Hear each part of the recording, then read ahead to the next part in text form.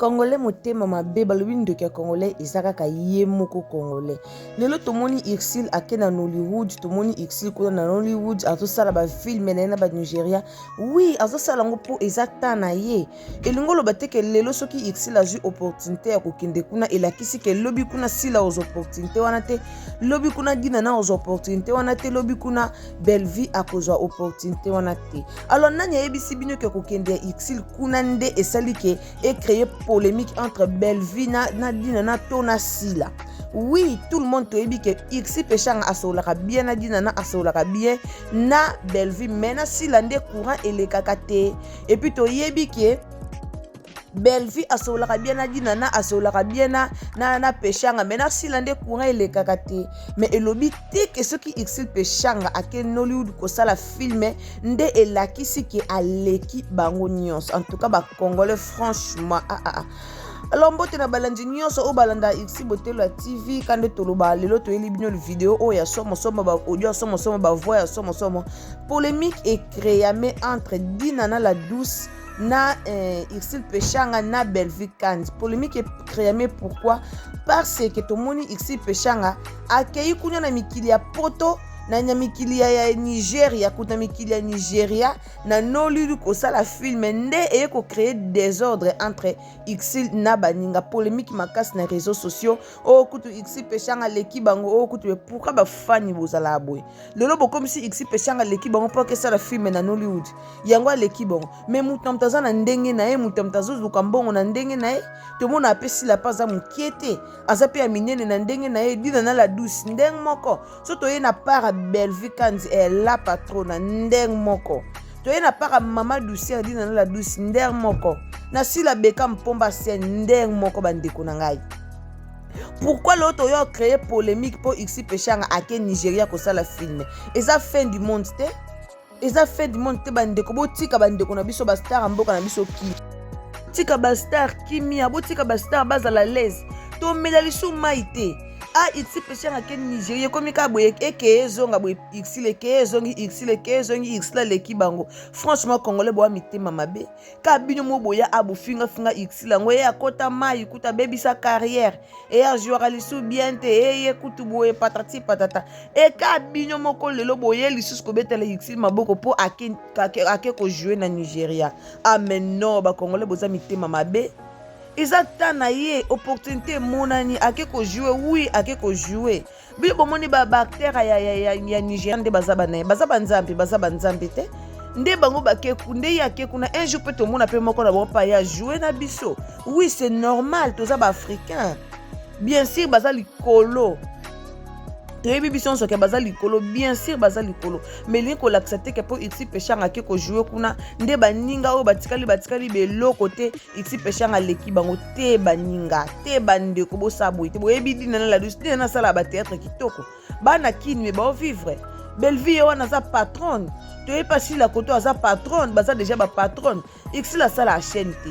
Donc bango na bango mutaleki muninga za te po to mona X na chaîne to mona X la asala ba théâtre na chaîne non. X la za boss na société ni. Mais dina za boss na la dina na dina na la douce. Soto ye koto Belle-Vie Kandi za boss na Belle-Vie Kandi TV. To ye koto sila biso za boss na SB. Alors to tika ba polémique inutile bandeko. Ba polémique ene zata na sens mon côté. To tika ba polémique ene créer kelo comment te bandeko na to tika ba polémique ezanga tina. Ba polémique ene zanga tina no ebisa bino eza ko influencer mutu te donc e bank sanga te. E bank sa biso te ba biloko wana bo bimisano to mona ne bank sa batute e bank sa batute bandeko na nga botika ba polémique to linga ba star na biso ndeka to linga bango ka binyo mo bozo finga X Pechanga ngo boya bo fingi Pechanga boya bo lobi ka binyo mo lelo boye ko kumisa po ake Nigeria na ba agitation o Pechanga zo jouer kuna to linga Pechanga biso nyonso to linga ye eza kama malamu nzamba selie grâce ake jouer na bactère à Nigeria mais li ko lo bateka bo buwa kisa baninga boko ma ofinga baninga po Pechanga ke Nigeria lisumu ni to memi a Pechanga ke kuna to vanda lisu kimete to mila lisu maite eza bongo te eza tana ya ke jouer na baninga aza star, c'est normal. To sepela ku to valoriser ba star congolais. C'est normal Péchanga aza star. To ba benga ke ko jouer na ba star. Oui, eza contrat o azui. Ako jouer na bango na sima ozonga na ye. Siko bolibo bando ko kanisa bango poani. Bolibo bando luka ba polémique poani. Mabe bande ko eza bien te. Alors to concentrer kaka na ba film o bande ko na biso bo sala. Péchanga kesa la film kuna to zalaka concentré total ndeni nyokoleka dina na même total ba film na bango ba ça déjà baza ba star na biso bazo sala ba ça déjà fierté mboka na biso. Alors to tika ba polémique inutile so Péchanga lelo à Nigeria. Yes, eza ye epesa melie na minute o akenda kei. Alors s'il a pas continuer kana ba théâtre na ye belle vie azo continuer dina na la douce azo continuer to tika ko luka 4 personnes au polémique to tika luka polémique na 4 personnes. Tu es bien que Péchanga na dit na belle vie ba solo laka mais na sila bisalo ba solo laka te. Alors to yebite bazaka 3 contre 1 en tout cas wana to mona ke bazaka 3 contre 1 biso nyonso to yebi ndenge lekelaka mais to tiko créer ba polémique inutile to tika créer ba polémique to tika ko créer ba polémique mo ezata na sens te. Alors dina na belle vie ba solo laka très bien. Peut-être dit na zone occasion mona dit na silate mais na belle vie na mona bango na Péchanga na mona bango nde basululaka to mona bango. Alors le so Péchanga ke Nigeria ko sa film etala ka vie na e pour ebelo ba belle vie o ba sila o ba dit na ba sala Péchanga pas sala ngote ba pièce ebele o bango ba sala o bango ba sala na ba chaîne na bango Péchanga sala ngote. Alors dit na afutaka batu chaque fin du mois belle vie zo futa batu chaque fin du mois. Dans si la foot à battu chaque fin du mois, peut-être X la zana moto à foot à rater chaque fin du mois à part Laetitia. Pour tout le monde à Laetitia Kangama na Péchanga yem so foot à chaque fin du mois. Donc c'est ça, tout ce qui crée polémique, place polémique exacte.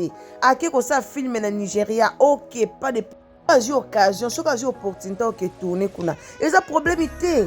Ezaka lokumu mboka na biso, ezaka lokumu ba comédien na biso. Pourquoi to luka to salango polémique? Bande ko to tika polémique, chaque chose a son temps. Eza temps na ye, donc eza temps Péchanga ake kuna ke sala ba vidéo, ake sala ba film na ye. Yes. Eza temps na ye caché mati, problème ezate ba futa likolo. Problème ezate. Ba ope bazape na kini ba sala rapide ba film na bango na ba chaîne kutu ya bango moko. Na ba entreprise ya bango moko okapena bango moko ba boss siko poni to ko luka to créer polémique place polémique ezate to koma luka ka lokwa ko finga baninga to koma luka ka lokwa ko kitsa baninga po lelo Péchanga ake Nigeria. Donc de Péchanga ake Nigeria bo biso to mela su maite ba star ba tikali baza su ba star te to luto wanga na bango po lelo Péchanga ake Nigeria to boma bango to tia bango ne kulusu po muninga ake Nigeria te bandeko. Eza bongo to linga Péchanga to linga bango nyoso ndeka to linga bango to féliciter Péchanga to soutenir ye to tala ba vidéo ozo sala ba mona pena ke oui peuple congolais etali ezape malamu mingi to soutenir dina to soutenir belle vie to soutenir bango nyoso dina belle vie wana to boka ba film kitoko dina na ye wana ba film kitoko sila ye wana ba film kitoko. Alors ba sa musana bango lo lenge longo bani to soutenir bango ezate ke to yaka ba polémique to yaka ko finga to yaka ko loba eza malamu te so ka ke Nigeria ke Nigeria bablo muso to zo loba o Péchanga oui azo plibier c'est normal à plibier eza pays o suna kenda te so zaki rêve na a jouer na bango. Maintenant à jouer na bon c'est normal à plibier ba photo na ye ba vidéo na ye donc nyoso o yazo plibier wana c'est normal à plibier yango eza normal donc ata zo plibier yango toyo ka mutema paste et soit ni o epesa exil motema epesa sila motema paste epesa sila motema paste epesa belle vie motema paste ezo pesa pe dinana motema paste. Alors ba mesana déjà ba bi quelque chose se prépare donc dinana na exil Péchanga na belle vie quand tu vas préparer et l'euro mo boelo na retour ya ici Péchanga to mona ba jouer ensemble dinana exil belle vie to mona ba jouer ensemble. Alors comme ba associera vraiment si la te bazara na bona si la te moya ba jouer ensemble na si la ezate mais ni ko lobate ke yangonde ko baby sa carrière à mams to yangonde ko boma carrière à mams bande ko to tiko créer polémique place polémique ezate total la bango ndenge ba okende total musana bango ndenge zo kende total Péchanga ndenge zo kende total ye musana etina suka eza malamu mingi.